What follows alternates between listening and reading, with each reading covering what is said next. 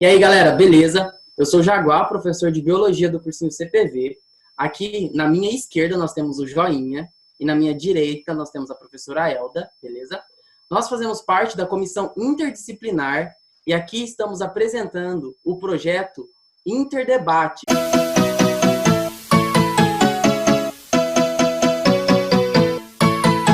que nada mais é do que um debate entre dois professores de áreas diferentes que vão comentar, que vão discutir e construir um conhecimento de um mesmo assunto.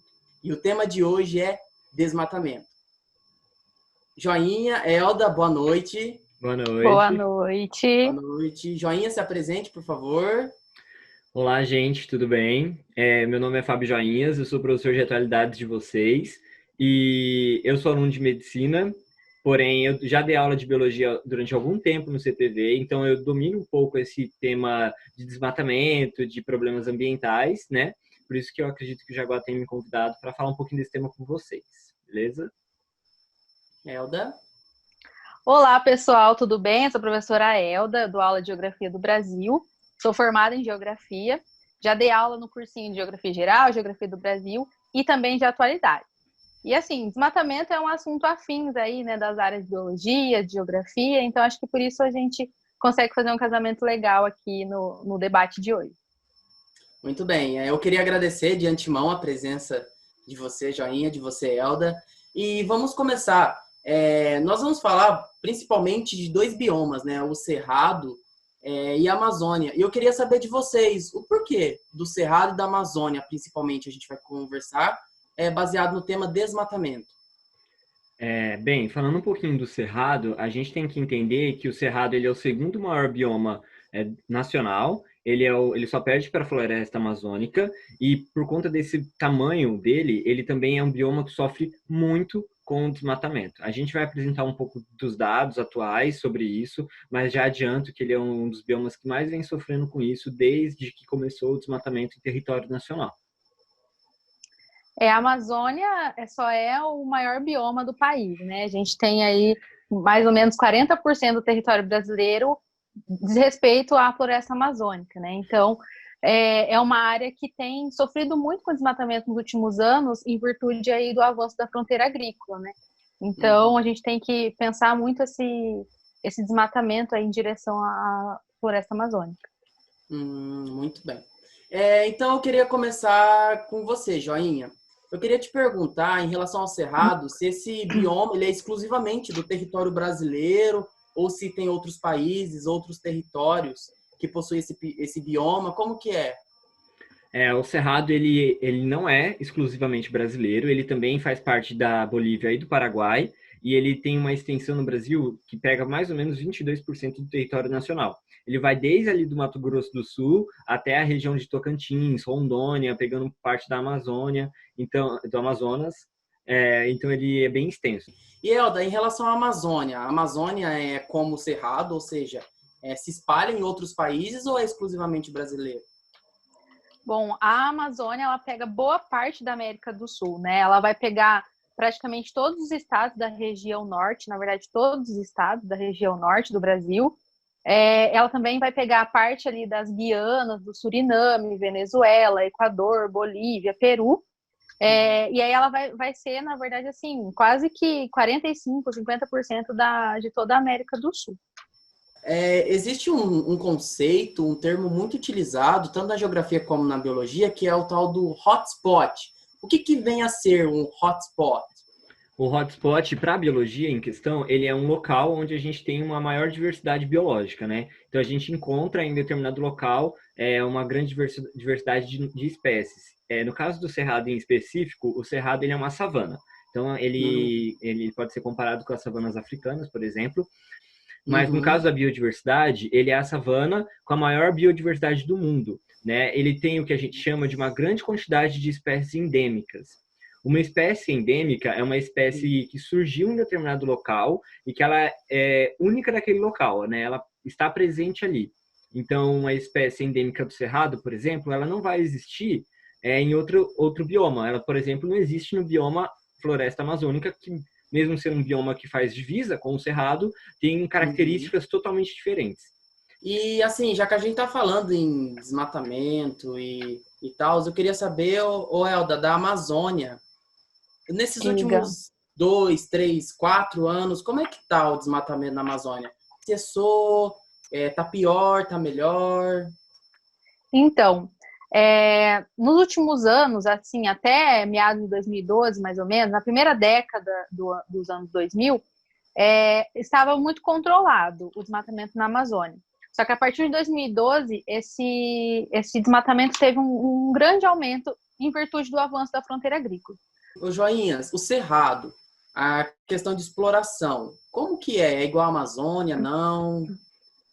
Não, o Cerrado ele tem um histórico de exploração, né? O desmatamento no Cerrado ele começou ali durante a colonização, por volta de 1590 e se estendeu a mais ou menos 1593, que é ali quando o pessoal começou a adentrar no Cerrado brasileiro, né? Já em 1726 e chegando no auge em 1750, a gente teve a mineração no território nacional. Então a corrida para o ouro, para buscar ouro e tudo mais, e foi muito presente ali no Cerrado também.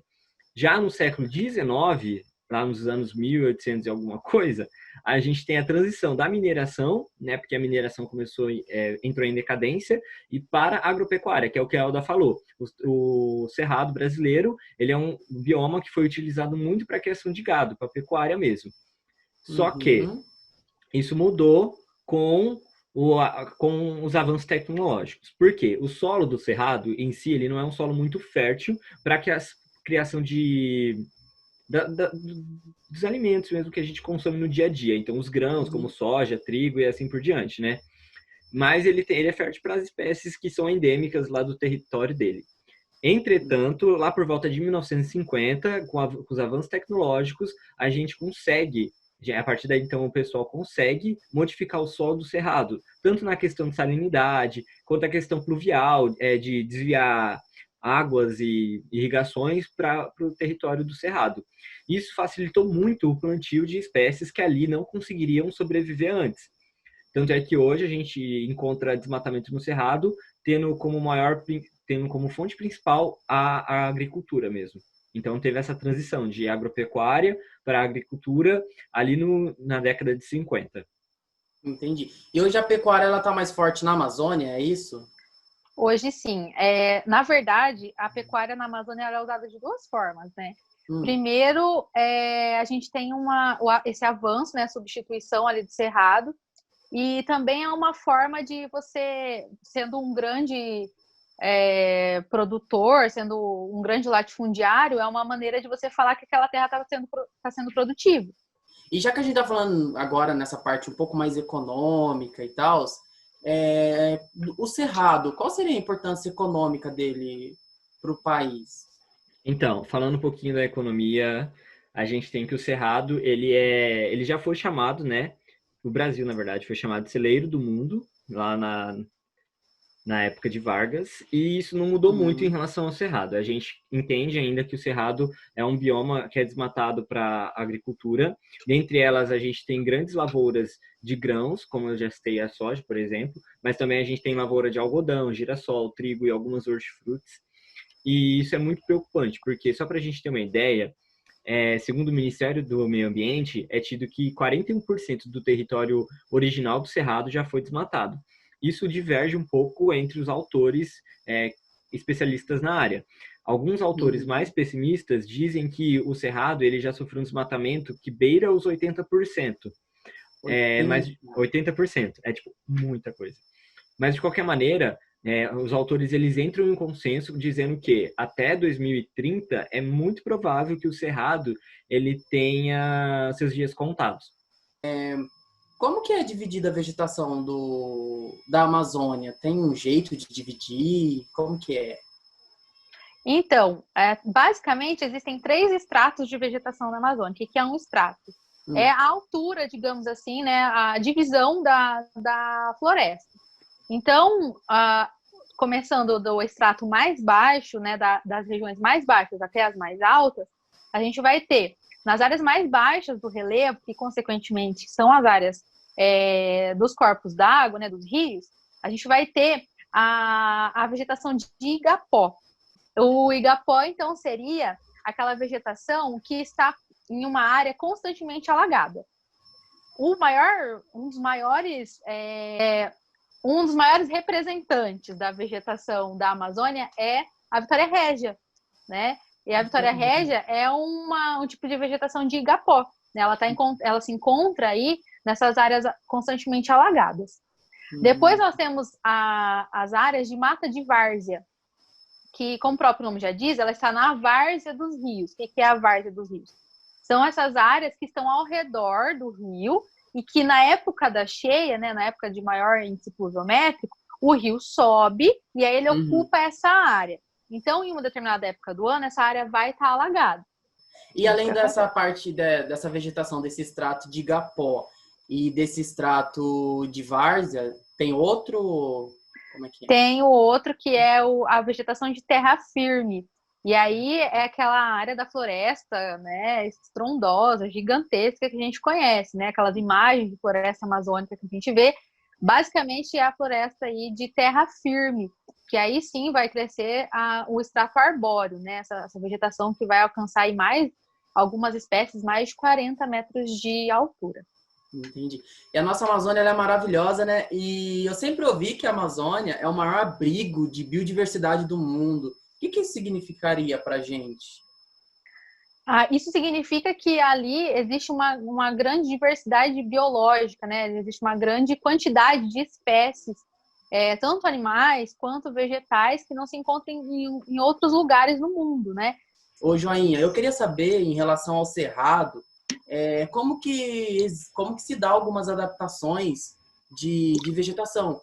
Porque tem uma peculiaridade no Cerrado, né? Qual que é? Então, o Cerrado, ele possui um clima mais característico por ter invernos bem secos, né? O clima desse local é um clima com menos chuva, e por conta disso, as espécies que ali estão presentes, elas apresentam, né? Elas possuem algumas características únicas, quando eu digo de vegetação, né? Por exemplo, as árvores, no caso do Cerrado brasileiro, elas possuem uma casca bem grossa que ajuda elas a proteger das queimadas. E quando eu digo queimadas, eu quero dizer as queimadas que ocorrem naturalmente nesse ambiente, que ocorrem naturalmente nesse bioma, tá? Não são as queimadas criminosas que são utilizadas para desmatar e tudo mais. Por quê? Essas espécies que apresentam essa casca mais grossa para se proteger das queimadas, algumas também apresentam as sementes grossas. E essa semente só vai ser quebrada, ela só vai, entre aspas, despertar quando o fogo passar por elas. Então, quando essa semente for queimada por uma queimada, ela vai se despertar e vai germinar, então, e vai dar o processo de crescimento da planta, né? E só fazendo um comparativo, é muito importante a gente lembrar da diferença das queimadas que ocorrem no Cerrado e as queimadas que ocorrem na Amazônia, né, na floresta amazônica. São queimadas diferentes, né? A queimada que ocorre no Cerrado, ela é uma queimada natural. Não estou dizendo todas, tá? Mas, assim, é normal a gente ter queimadas no Cerrado. Elas podem ser agravadas por outros problemas ambientais, mas elas naturalmente existem ali, diferentemente das queimadas que ocorrem na floresta amazônica. A floresta amazônica ela é um bioma que tem como característica muitas chuvas, então é um bioma muito úmido e que não tem como características queimadas. As árvores ali, elas não têm capacidade de se proteger contra uma queimada, contra o fogo, e elas também não precisam desse fogo. Então, as queimadas que ocorrem no território da floresta amazônica são o que a gente chama de queimadas criminosas, são crimes ambientais mesmo. Eldinha, eu queria saber qual que é a importância da Amazônia para o mundo, sabe? Uma pessoa que está lá na Austrália, uma pessoa que está lá na China, está lá na Rússia. Qual que é a importância da Amazônia para o mundo? Bem, ela é importantíssima para questões climáticas, tá? É legal a gente falar sobre isso, porque pelo senso comum mesmo, né? Por uma questão de difundir algumas verdades, né? Uma pós-verdade, vamos pensar assim, por muito tempo falou-se que a floresta amazônica é o pulmão do mundo. Exatamente pela grande quantidade de árvores que se tem ali, né? A maior floresta equatorial do mundo, né? A maior floresta do mundo e tudo mais. E aí a gente aprende lá na escola, né, que as árvores elas fazem fotossíntese, e aí elas captam o gás carbônico da atmosfera, e aí elas transformam e mandam oxigênio. Só que, e aí por conta disso, a galera pensou assim, poxa, então é uma grande quantidade de floresta, então produz oxigênio, né, ela capta todo o gás carbônico e ela produz muito oxigênio e manda para a atmosfera, e isso é importante para o mundo. Só que boa parte dessa captação, né, desse oxigênio que ela emite, ela acaba utilizando para si mesma. Então, ela produz e utiliza, né, esse oxigênio.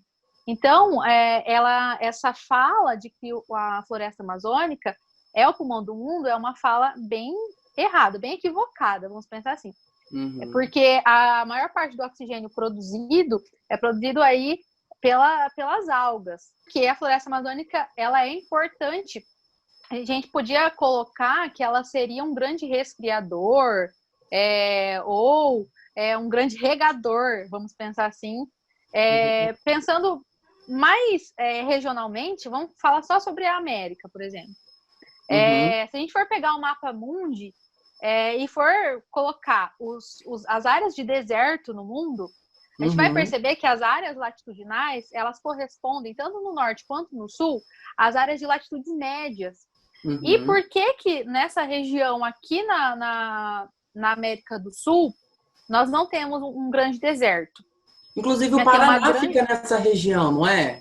Exatamente, né? Uma área que é uma área de planície, área de depressão e tudo mais. Por que isso não acontece? A explicação vem diretamente da floresta amazônica. Porque a floresta amazônica, ela vai produzir uma grande quantidade de água, né? Digamos assim, vai produzir, né? Mas ela vai, por conta da evaporação e da evapotranspiração muito grande que se tem ali na floresta amazônica, a gente vai formar uma grande massa de ar, que é a massa equatorial continental, que é a única massa continental úmida do mundo. Se a gente for pensar, se não tivesse floresta amazônica, não tivesse esse grande rio voador, né? Que vem da floresta amazônica para a região centro-oeste, para a região sul do Brasil, região sudeste também, a gente estaria num deserto. E aí não seria possível essa agricultura, essa pecuária e também a ocupação urbana. Joinha, então, para finalizar, sobre a discussão do Cerrado, esse bioma tão agredido pelo ser humano, eu queria saber quais atitudes, né, o próprio ser humano poderia estar tomando para estar diminuindo ou freando a destruição, o impacto ambiental, né, a degradação que a gente gera para esse bioma. É muito importante que a gente entenda que quando a gente fala de desmatamento de um bioma, a gente, infelizmente, como cidadão, não consegue fazer grande diferença se a gente não tiver aliado com o poder federal, né, com o governo. Só para a gente ter ideia, até porque não somos nós que desmatamos o ambiente, né? São as grandes empresas, são os latifundiários que fazem isso. Se o governo não frear, não tem como impedir. Então, assim, quando a gente fala de desmatamento e inibir esse desmatamento, a gente pode pensar um pouco nessa questão de desmatamento zero, de ampliar essas áreas de unidade de conservação integral para que a gente não desmate em nenhum momento, visto que mesmo que a gente desmate, faça um rodízio e tenha reflorestamento em outro local, a gente entende que para um bioma se recuperar de um desmatamento demora muitos anos. Então não é a mesma coisa, né? O dano já foi causado. E, Elda, eu queria passar essa mesma pergunta para você. Quais atitudes nós, enquanto seres humanos, poderíamos estar tomando para diminuir ou frear o desmatamento, queimada e degradação na floresta amazônica? Bom, acho que eu faço das palavras do Joinha as minhas, né? A gente, enquanto cidadão, talvez a gente não consiga fazer muita coisa, né? O poder público, né, seria responsável por tentar frear, né, essa questão. Primeiro que, se a gente for pegar um mapa do mundo, do quesito desmatamento e reflorestamento, as áreas de maior reflorestamento hoje são as áreas que foram degradadas aí durante a primeira e segunda revolução industrial, né? Áreas da Europa, dos Estados Unidos. E aí o Brasil caminha na contramão disso, né? A gente caminha, como várias coisas que têm acontecido, a gente tem caminhado aí na contramão dessa vanguarda, né? Que é o do reflorestamento. A gente tem caminhado para o desmatamento. Gente, eu queria agradecer a presença de vocês, Joinha, queria agradecer a presença de você, Elda. Muito obrigado. Obrigada. Esse interdebate foi o primeiro e foi sensacional já, impressionante.